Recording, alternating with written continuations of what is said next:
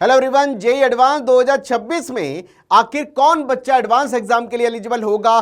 Session 1 के according जो आपकी परसेंटाइल अभी आपके पास है, क्या कुछ कैटेगरी परसेंटाइल पे आप एडवांस एग्जाम 17 में को लिख पाएंगे? और साथ साथ जेईई मेन सेशन 2 में जो आपके एक्सपेक्टेड या कैलकुलेटेड स्कोर है, क्या आप एडवांस एग्जाम में उस मार्क्स पे एलिजिबल होंगे? एक एक बात याद करने वाले हैं।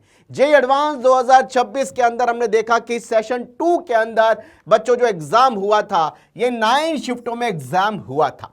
हम बात करेंगे आपसे शिफ्ट वाइज जो पेपर का स्टैंडर्ड एकेडमिशियन और स्टूडेंट का फीडबैक मिला है, उससे क्या कुछ टेंटेटिव स्कोर हम कैलकुलेट करके चल सकते हैं कि हम एडवांस एग्जाम के लिए एलिजिबल हैं।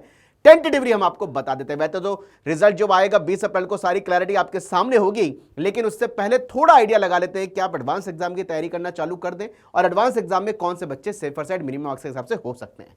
सबसे पहले बात करता हूं जनवरी जेईई मेन में जिन बच्चों का परसेंटाइल बच्चों, पहले मैं जनवरी जेईई मेन के हिसाब से केवल एक परसेंटाइल की कैलकुलेशन आपको थोड़ा समझाने की कोशिश करता हूं क्या कुछ हो सकती है। अगर आप ओपन कैटेगरी के हैं, आपका परसेंटाइल 93.2 से ऊपर है। अगर आप ओबीसी के हैं, 82 परसेंटाइल से ऊपर है। मैंने अभी ये नहीं बोलूंगा कि 82 परसेंटाइल ही कट ऑफ जाएगा या 93.2 ही कट ऑफ जाएगा, ये थोड़ा बहुत चेंज होगा, लेकिन ये पूरे तरीके से सेफ अपने आप को थोड़ा बहुत लेके चल सकते हैं। अगर आप ईडब्ल्यूएस के हैं, 83 परसेंटाइल, एससी हैं 62 परसेंटाइल, एसटी हैं 49 परसेंटाइल से अगर आपका परसेंटाइल ऊपर है, जो कि आपका जनवरी जेईई में ऑलरेडी आ चुका है, तो आप एडवांस के एग्जाम की पढ़ाई बड़ी शिद्दत से चालू कर सकते हैं। लेकिन सेशन 2 के अंदर अगर आपने 5 अप्रैल और 8 अप्रैल को एग्जाम दिया है, 5 अप्रैल में कब? शिफ्ट 1 में, और 8 अप्रैल की शिफ्ट 2 जो कि इजी टू मॉडरेट था, और अगर आपकी कैटेगरी जनरल है तो आपके अगर 115 से 120 मार्क्स हैं, ओबीसी में अगर आपके 75 से 80 हैं, ईडब्ल्यूएस में 80 से 85 हैं, एससी में 45 से 50 हैं, एसटी में करीबन 35 से 40 मार्क्स हैं, और आपने 5 अप्रैल की S1 और 8 अप्रैल की S2 में एग्जाम दिया है, तो आप अगर इस कैटेगरी से बिलोंग करते हैं, इनसे ऊपर आपके मार्क्स हैं या इस रेंज में आपके मार्क्स हैं, तो आप एडवांस के एग्जाम के लिए एलिजिबल होने की प्रोबेबिलिटी में आते हैं, उस कट ऑफ को क्लियर कर सकते हैं। हालांकि मैंने यहां पर +-5 मार्क्स कैलकुलेशन में लगाया है हर जगह पर, क्योंकि इतना एक्यूरेसी से बता पाना बड़ा मुश्किल सा होता है। 2.5 लाख बच्चों को एडवांस के एग्जाम के लिए एलिजिबल किया जाता है, कैटेगरी वाइज कट ऑफ भी अलग अलग आती है, फिर भी जो ये मार्क्स की रेंज है बच्चों, इस मार्क्स की रेंज में आप थोड़ा बहुत आइडिया लगा सकते हैं।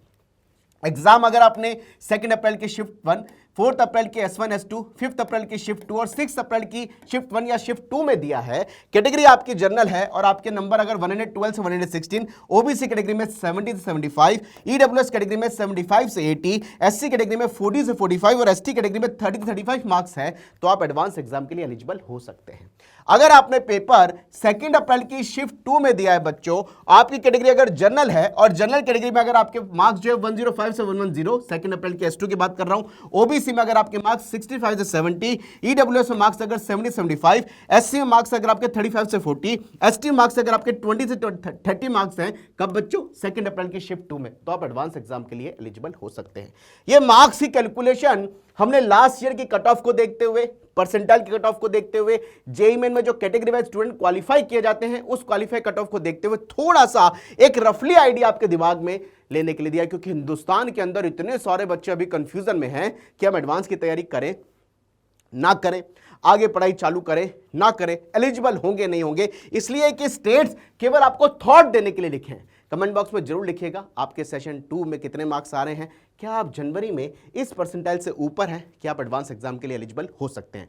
Wish you all the best. मिलते रहेंगे सारे अपडेट के साथ, अपना खूब ध्यान रखिए। Wish you all the best.